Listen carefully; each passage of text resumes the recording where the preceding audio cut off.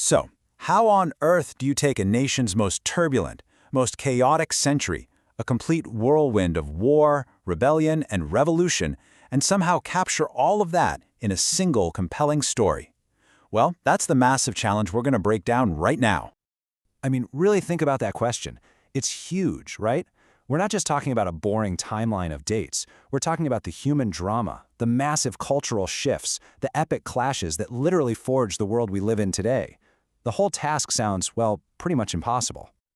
But, author Edward Rutherfurd has basically made this his life's work. His novels are on such a massive scale that the New York Daily News joked that the word sweeping was practically invented just to describe his books. But don't let that word sweeping fool you into thinking it's slow. Oh no. The Daily Mail calls his work a bravura performance, and I love this part, fizzing with energy and excitement. And Publishers Weekly gets straight to the point. It's an action-packed saga. So yeah, this is not your dry high school history lesson. The real question is, how in the world does he pull it off? Okay, let's dive right in. We're going to deconstruct Rutherford's novel China to see exactly how he tackles one of the most consequential, most intense periods in all of world history. The goal of this novel is just incredibly ambitious. It's designed to transport us back to 19th-century China, right at the moment when 2,000 years of imperial stability just gets shattered by this clash between East and West. And here's the key takeaway. If you can wrap your head around that century, you can get a much better handle on China's role in the world right now. Every great story needs a stage, a setting. And for this novel, the stage is a century of almost unbelievable turmoil. The entire plot is built on a foundation of real, world-changing events. Just look at this timeline. It's wild. The whole thing kicks off in 1839 with the Opium Wars, a really brutal collision of cultures. From there, it moves through the devastating Taiping Rebellion, the burning of the incredible Summer Palace. Then you have the long, complicated reign of the Dragon Empress, the violent Boxer Rebellion, and it all culminates in the 1911 revolution that brought the entire imperial system crashing down for good. And let me be clear, none of this is made up. This is the factual historical canvas that the whole story is painted on.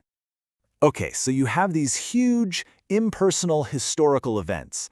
How do you make them feel personal? How do you make us care? Well, this is where the author's technique gets really interesting. He blends historical fact with fictional lives. This slide lays out the core technique perfectly. It's like a two-part formula. On one side, you have the real history, the wars, the rebellions. That's the fixed structure of the story. But on the other side, woven all through that history, you have these fictional families, their personal dramas, their loves, their losses. That's what makes the history come alive. And this is the secret sauce, really. The author is very clear that while real historical figures pop in and out, the main story is told through the eyes of people he invented. We experience these epic events through a village wife, a Manchu warrior, or an English merchant. It's a trick that makes history feel intimate and deeply personal.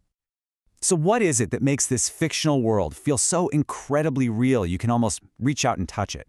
Well, it all comes down to one absolutely crucial thing: obsessive, painstaking research. And we are not just talking about getting the dates of battles right.